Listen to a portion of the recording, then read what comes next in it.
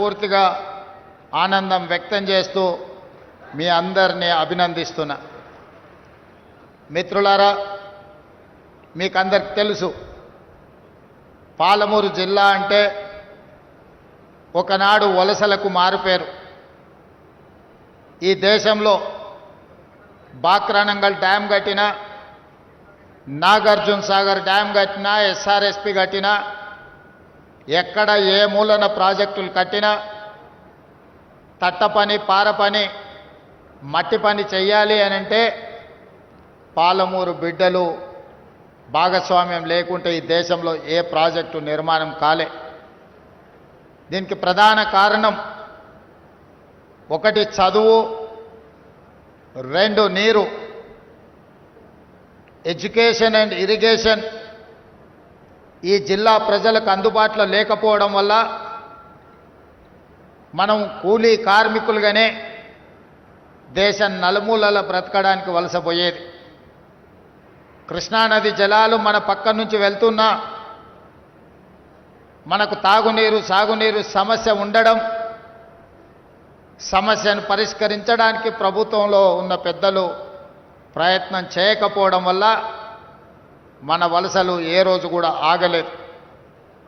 అందుకే గత పాలకులు మన పోరాటాలను చూసి ఆనాడు తెలంగాణ ఉద్యమంలో పాలమూరు జిల్లా అండగా నిలబడి మాజీ ముఖ్యమంత్రి గారిని మహబూబ్ నగర్ పార్లమెంట్ సభ్యులుగా గెలిపించడం జరిగింది.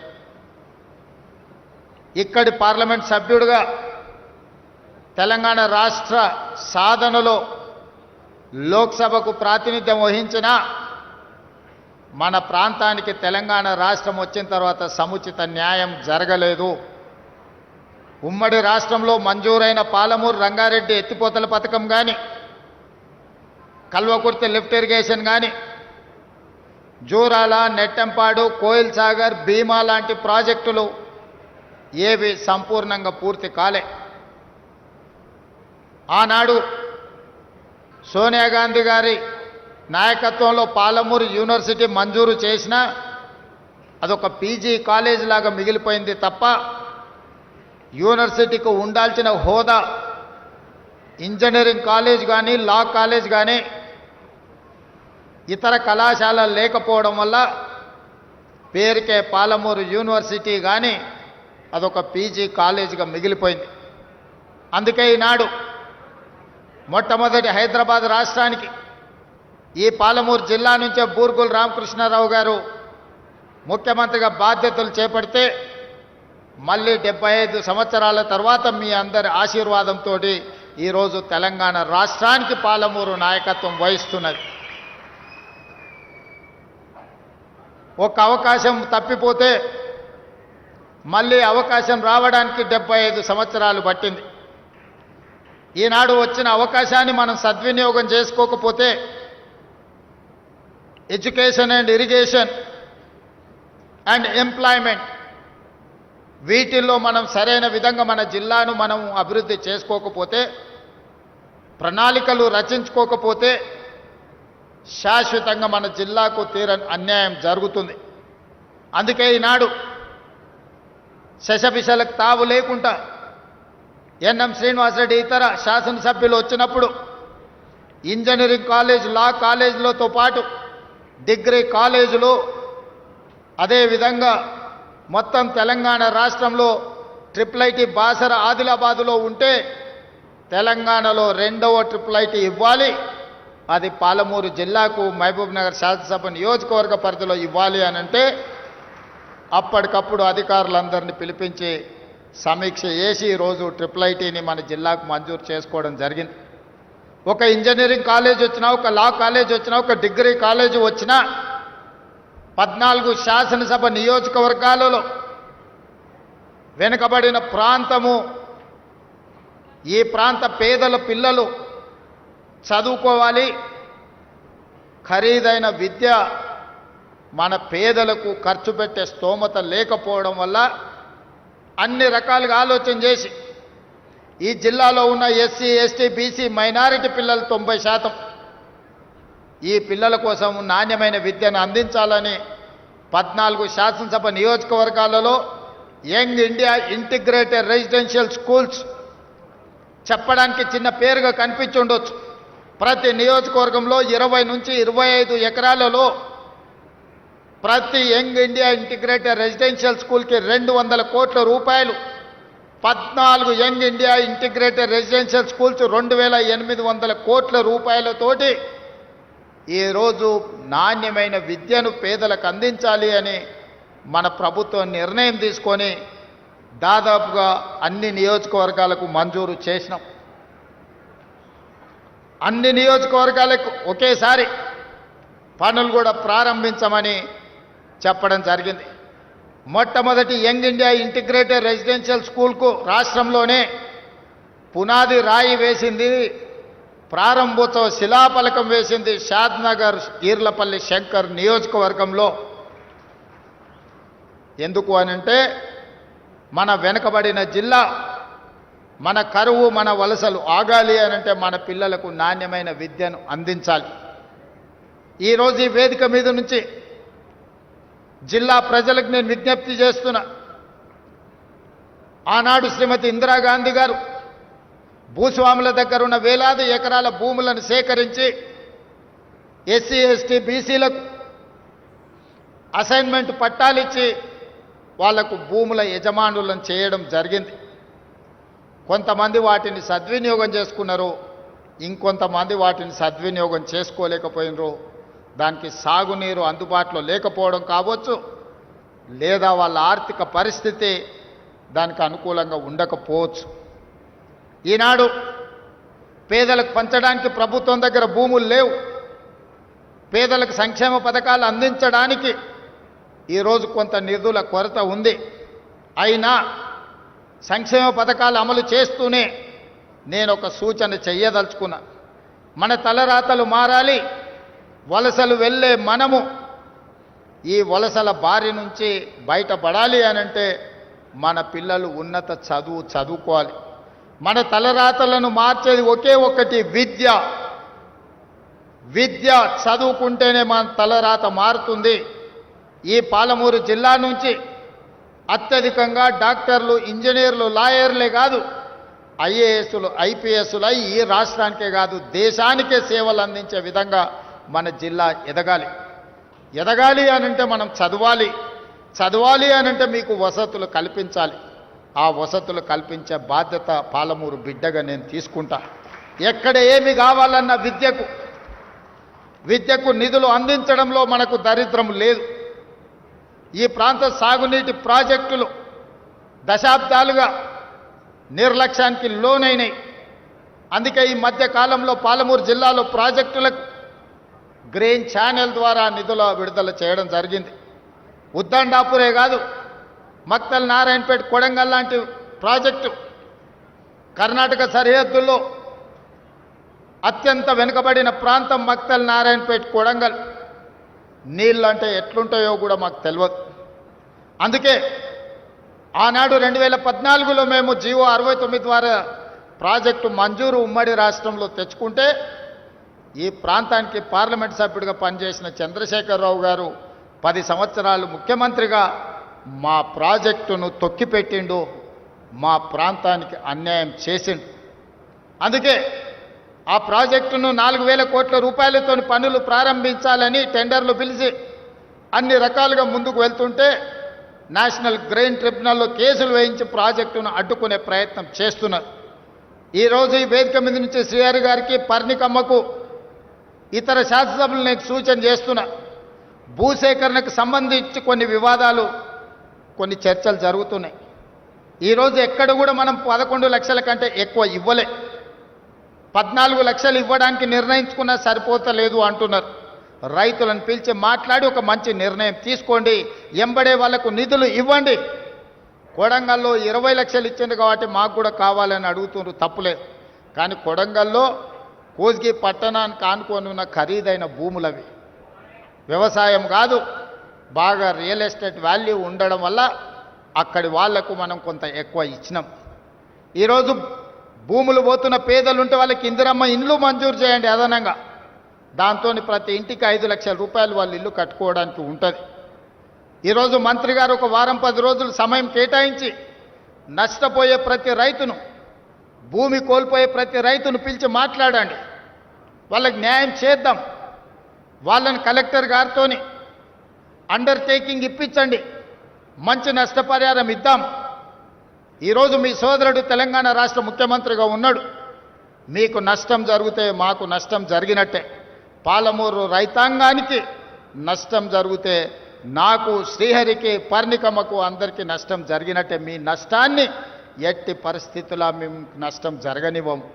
మీకు న్యాయం చేసే బాధ్యత నాది.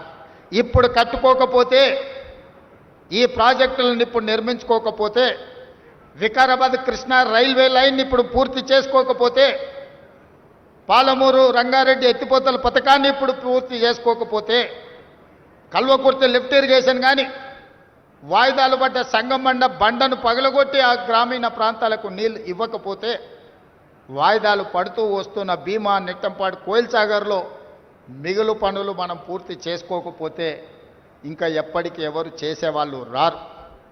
నా సూచన ఒక్కటే రైతాంగానికి, నారాయణపేట, మహబూబ్ నగర్ కలెక్టర్లకు కానీ ఇతర జిల్లా కలెక్టర్లకు వెళ్ళండి, రైతుల దగ్గరికి మాట్లాడండి. వాళ్ళని మీ కార్యాలయం పిలిచడం కాదు, మీరు క్షేత్రస్థాయికి వెళ్ళండి, రైతులతో మాట్లాడండి, వాళ్ళని ఒప్పించండి, వాళ్లకు మంచి నష్టపరిహారం ఇచ్చి ఆ భూములను తీసుకుందాం. ఈరోజు నిధులకు ఇబ్బంది ఉన్నది, అయినా మన జిల్లా మీద ప్రత్యేకమైన దృష్టి పెట్టి నిధులను ఇస్తున్నాం. మీడియా మిత్రులకు కూడా నా సూచన, చిన్న చిన్న వార్తలు, కొంతమంది తప్పుడు వార్తలు, లేకపోతే కొన్ని రాజకీయ పార్టీలు అడ్డుకోవాలని చేస్తున్న ప్రయత్నాలను మీరు ప్రజలకు కళ్ళకు కట్టినట్టుగా చూపించండి. అవకాశం పోతే మళ్ళీ రాదు. ఆనాడు బూర్గుల రామకృష్ణారావు గారి తర్వాత 75 సంవత్సరాలు ఎదురు చూడవలసి వచ్చింది. ఈ 75 సంవత్సరాలలో ఈ జిల్లాలో ఒక్క ప్రాజెక్ట్ అన్న పూర్తయిందా మీరు ఆలోచన చేయండి. ఉమ్మడి రాష్ట్రంలోనే కాదు, తెలంగాణ రాష్ట్రంలో కూడా మన జిల్లాలో ప్రారంభించిన ప్రాజెక్టులు పూర్తి కాకపోవడానికి కారణం నాయకత్వ లోపము, నాయకత్వ నిర్లక్ష్యము, నిధుల అలసత్వం కాదా? మరి ఈరోజు చెయ్యాలని సంకల్పంతో ముందుకొచ్చి నిధులు మీకు విడుదల చేస్తున్నప్పుడు కొన్ని రాజకీయ పార్టీలు అడ్డుకోవాలనే ప్రయత్నం చేస్తున్నాయి. ఈ అడ్డుకోవాలనే ప్రయత్నాన్ని మీడియా మిత్రులు మీరు అడ్డుకోండి.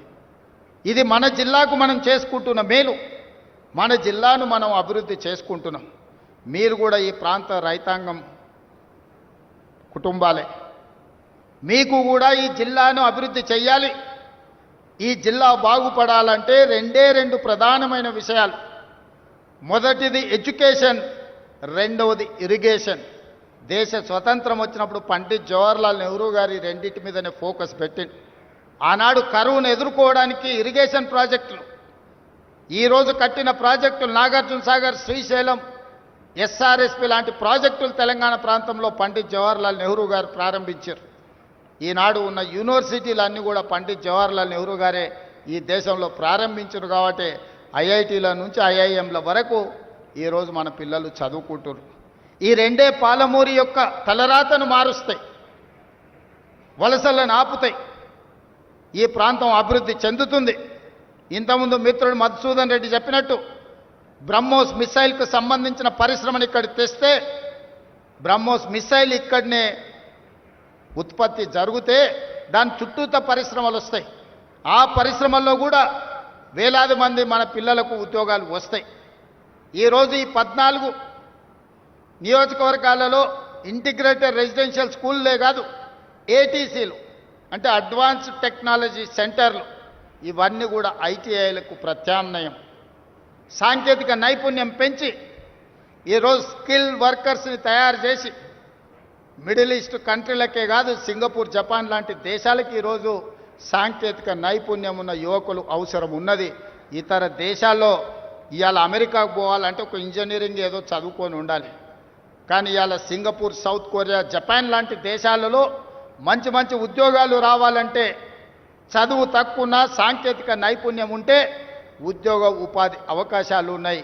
14 శాసనసభ నియోజకవర్గాలకు పెద్దలు చిన్నారెడ్డి గారికి చెప్తున్నా, ఏటీసీలు ఎక్కడ లేకపోయినా 14 నియోజకవర్గాలకు 14 అడ్వాన్స్డ్ టెక్నాలజీ సెంటర్లు ఇచ్చే బాధ్యత ఈ ప్రభుత్వం తీసుకుంటుంది. ఏ నియోజకవర్గాలలో లేవో మీరు ప్రతిపాదనలు పంపించండి. మీరు తక్షణమే కలెక్టర్లతో రివ్యూ తీసుకోండి. ఏ నియోజకవర్గంలో లేకపోతే ఆ నియోజకవర్గంలో 5 నుంచి 10 ఎకరాల స్థలం ఎతకండి.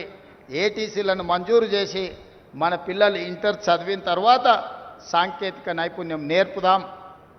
తద్వారా ఉద్యోగ ఉపాధి అవకాశాలు కల్పిద్దాం. అదేవిధంగా ఎన్ఎం శ్రీనివాసరెడ్డి గారికి సూచన చేస్తున్న IIIT ఒక అద్భుత క్యాంపస్ మనం కట్టుకుందాం. ఎందుకంటే ఎయిర్పోర్ట్కి కూతవేటు దూరంలో మనం ఉన్నాం. ఎవరి రాష్ట్రానికి వచ్చినా విదేశాల నుంచి మేధావులు వచ్చినా మహబూబ్ నగర్లో ఉన్న IIITని చూడడానికి రావాలి. ఒకప్పుడు మన పేదరికాన్ని, మన కరువును, మన వెనుకబాటితనాన్ని వీటిని చూపించేదానికి ముఖ్యమంత్రులు పాలమూరు జిల్లాకు విదేశీయుల నుంచి పర్యాటకులను ప్రెసిడెంట్లను తీసుకొచ్చేటోళ్ళు. టోనీ బ్లేయర్ వచ్చిండానంటే మన పేదరికం ఒక ఎగ్జిబిషన్ ఉండే. ఇతర దేశాల ప్రధానమంత్రులు ఇతర దేశాల నుంచి బృందాలు వస్తే పాలమూరు కరువును, పాలమూరు పేదరికాన్ని చూపించడానికి ఆనాటి ముఖ్యమంత్రులు పాలమూరు జిల్లాకు తీసుకొచ్చేవాళ్ళు. ప్రతివాడు వచ్చి పాలమూరు జిల్లాను దత్తత తీసుకుంటా అని చెప్పేవాడు. నేను ఈరోజు యువమిత్రులందరినీ, వేదిక మీద ఉన్న శాసనసభ్యులందరినీ నేను అడుగుతున్నా, మనందరికీ ప్రజలు ఒక మంచి అవకాశం ఇచ్చారు. భవిష్యత్తులో మన పేదరికాన్ని, మన వెనుకబాటుతనాన్ని చూపించడానికి కాదు, మన అభివృద్ధిని, మన చదువును, మన విద్యా సంస్థల్ని, మన సాగునీటి ప్రాజెక్టులను చూపించడానికి విదేశీ నుంచి బృందాలు రావాలి పాలమూరు జిల్లాకు తప్ప మనల్ని పేదవాళ్ళుగా చూపించడానికి కాదు. ఇది మన గౌరవం కాదు. ఇది మనకేమాత్రం గౌరవం కాదు మిత్రులారా. మన పేదరికం ఒక ఎగ్జిబిషన్ కావాల్సిన అవసరం లేదు ప్రపంచానికి. మన అభివృద్ధే ఒక ప్రణాళిక కావాలి. పాలమూరు జిల్లా అభివృద్ధిని చూసి ఆశ్చర్యపడాలి. ఇక్కడి పరిశ్రమలు మన జిల్లా వాళ్ళకే కాదు, రాష్ట్రం విదేశాల నుంచి వచ్చే వాళ్ళకు కూడా ఉద్యోగ ఉపాధి అవకాశాలు కల్పించాలి.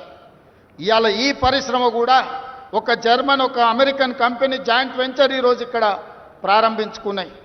ఇట్లాంటి పరిశ్రమలు ఇంకా రావాలి. ఎయిర్పోర్ట్కి కూతవేటు దూరంలో ఉన్న ప్రాంతం మనది. మధుసూదన్ రెడ్డి ఇంతకుముందే డ్రై పోర్ట్ గురించి చెప్పిండు. తప్పకుండా వాటిని పరిగణలోకి తీసుకుంటాం. అదేవిధంగా హైదరాబాద్ బెంగళూరు కారిడార్ని డిఫెన్స్ కారిడార్గా, డిఫెన్స్లో లక్షలాది కోట్ల రూపాయల పెట్టుబడులు ఉన్నాయి. ప్రపంచ దేశాలు ఆసక్తిగా చూస్తున్నాయి. మనము మన ప్రణాళికల్ని హైదరాబాద్ బెంగళూరు హైవేని ఒక డిఫెన్స్ కనెక్టింగ్ కారిడార్గా తీర్చిదిద్దుదాము. చదువుకున్న వాళ్ళు జిల్లాలో ఈరోజు ఎమ్మెల్యేలుగా మీరు ఎన్నికైనరు. డాక్టర్ చిన్నారెడ్డి కాదు, మధుసూదన్ రెడ్డి, పర్ణిక, ఎన్ఎం శ్రీనివాసరెడ్డి, ప్రతి శాసనసభ్యుడు, డాక్టరు, ఇంజనీరు, ప్రపంచం పట్ల అవగాహన ఉన్నవాళ్ళు ఈరోజు మన ప్రాంతంలో ప్రాతినిధ్యం వహిస్తున్నారు. అందుకే మీరు కూర్చోండి, అధికారులతో మాట్లాడండి. నేను అధికారులకు, ముఖ్యంగా కలెక్టర్లకు సూచన చేస్తున్నా, పరిశ్రమలు పెట్టాలంటే భూమి కావాలి. ఎక్కడెక్కడ భూమి అందుబాటులో ఉందో ఆ భూముల యొక్క అందుబాటును నాకు పంపించండి.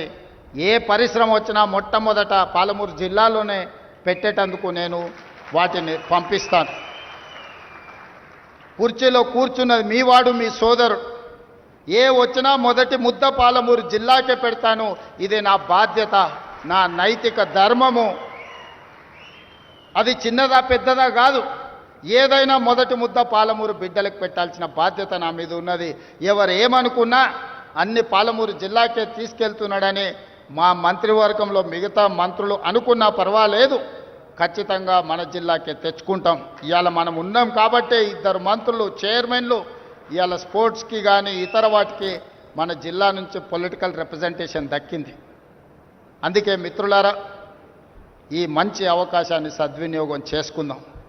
ఇప్పుడు రాజకీయాల కోసమో ఇతర కారణాల చేత అభివృద్ధిని అడ్డుకుంటే మనకు మనమే మరణ శాసనం రాసుకున్న వాళ్ళం అయితము. రాజకీయాలు వస్తూ ఉంటాయి, పోతూ ఉంటాయి, చూస్తూనే ఉండరు కదా. ఒకప్పుడు ఏ పార్టీని బతకనియేమో, ఎవరు రాజకీయం కాదు కదా, నిద్రలో కూడా శాసనసభ్యులు అవుతామన్న ఆలోచన చెయ్యొద్దు అని ఆనాడు అక్రమ కేసులు పెట్టి ఎందరిని ఎంతమందిని జైళ్ళకు పంపించారు. ఇవాళ వాళ్ళే తన్నుకొని చేస్తున్నారు. ఒకరు కడుపులో కత్తులు పెట్టుకొని కౌగిలించుకుంటున్నారు. ఎవరు అక్కర్లేదు వాళ్ళని వాళ్ళే పొడుచుకుంటున్నారు. విపరీతమైన అవినీతి సొమ్ము వచ్చిన తర్వాత సొమ్ముల పంపకాలలో కుటుంబ పంచాయతీలు ఇవాళ కుటుంబంలోనే ఒకరు సహించుకోలేని పరిస్థితి. ఒకరి మీద ఒకరు యాసిడ్ దాడులు చేసుకోవాలని ఒకరిని ఇంకొకరు నవ్వుతూనే కడుపులో కత్తులు పెట్టుకొని కౌగిలించుకునే పరిస్థితులు ఈ రాష్ట్రంలో దాపురించినాయి. పాపం ఊరికే పోదు. పెద్దలు చెప్పిండ్రు, చేసుకున్న వాడికి చేసుకున్నంత మహానుభావ అని చెప్పిండ్రు. చేసిన పాపాలు ఎక్కడికి పోవు, ఖచ్చితంగా ఆ పాపాలు వెంటాడుతూనే ఉంటాయి. వాళ్ళు అనుభవించి తీరాల్సిందే. ఆయన వెనకాల ఈయన ఉన్నాడని, ఈయన వెనకాల ఆయన ఉన్నాడని నేను ఒక మాట చెప్పదలుచుకున్నాను. అంత చెత్తగాళ్ళ వెనకాల నేనెందుకు ఉంటానయా? నేను నాయకుడిని ఉంటే ముందుంటా, మా వాళ్ళకి తోడుగుంటా. వాళ్ళ కుటుంబాలు వాళ్ళు కత్తులతో పొడుచుకొని హరీష్ రావు, సంతోష్ రావు వెనకాల రేవంత్ రెడ్డి ఉన్నాడు అని ఒకరంటే, లేదు కల్వకుంట్ల కవిత గారు వెనకాల రేవంత్ రెడ్డి ఉన్నాడని. మీరంతా దిక్కుమాల్లో అని తెలంగాణ ప్రజలు బండకేసి కొడితే మీ వెనకాల ఎవడన్నా బుద్ధున్నోడు ఉంటాడా? అన్నం తినవాడు ఎవడన్నా మీతోని ఉంటాడా? నేను ఉండేది పాలమూరు జిల్లా 4 కోట్ల తెలంగాణ ప్రజల వెనుక ఉంటా, తోడుంటా, వాళ్ళ కోసం పని చేస్తా. నాకంత సమయం లేదు ఇంత పనికిమాలతో కలిసి. లేకపోతే మీకు మీరే పంపకాలలో వచ్చిన పంచాయతీలు మీరే పొడుచుకుంటారు. మేము చూస్తే చాలు. జరుగుతున్న పరిణామాలు అందరికీ తెలుసు. దయచేసి మీ వివాదంలోకి మీ కుటుంబ పంచాయతీలనో మీ కుల పంచాయతీలనో మమ్మల్ని లాగకండి. మాకు ఎలాంటి ఆసక్తి లేదు. మిమ్మల్ని ఎప్పుడో ప్రజలు తిరస్కరించిండ్రు. మీరు కాలం చెల్లిన 1000 రూపాయల నోటు లాంటోళ్ళు. కాలగర్భంలో కలిసిపోతుంది ఆ పార్టీ. ఒకప్పుడు జనతా పార్టీ కూడా గొప్ప పేరుండే, కానీ జనతా పార్టీ కనుమరుగైంది. ఆ తర్వాత తెలుగుదేశం పార్టీ ఒక అద్భుతమైన పార్టీ, చాలామందికి అవకాశాలు కల్పించిన పార్టీ. కొంతమంది కుట్రల వల్ల ఆ పార్టీ కూడా ఈరోజు తెలంగాణలో ఒక సమస్యను ఎదుర్కొంటుంది. మరి ఇన్ని దుర్మార్గాలు చేసిన మీరు మాత్రం ఎట్లా మనుగడ సాధిస్తారు? ప్రకృతి అనేది ఉంటుంది, ఆ ప్రకృతి శిక్షిస్తుంది. అందులో మనకి ఎవరికి ఏమాత్రం ప్రమేయం లేదు. రాజకీయాల వైపు చూడకండి మిత్రులారా. పాలమూరు జిల్లాను అభివృద్ధి చేసుకుందాం. ఇరిగేషన్ అండ్ ఎడ్యుకేషనే my first priority. Irrigation and education వస్తే ఆటోమేటిక్గా ఎంప్లాయ్మెంట్ వస్తుంది. ఎంప్లాయ్మెంట్ వస్తే మనమే ఆదర్శంగా నిలబడతామని తెలియజేస్తూ మీ అందరి దగ్గర సెలవు తీసుకుంటున్న ధన్యవాదాలు మిత్రులారా.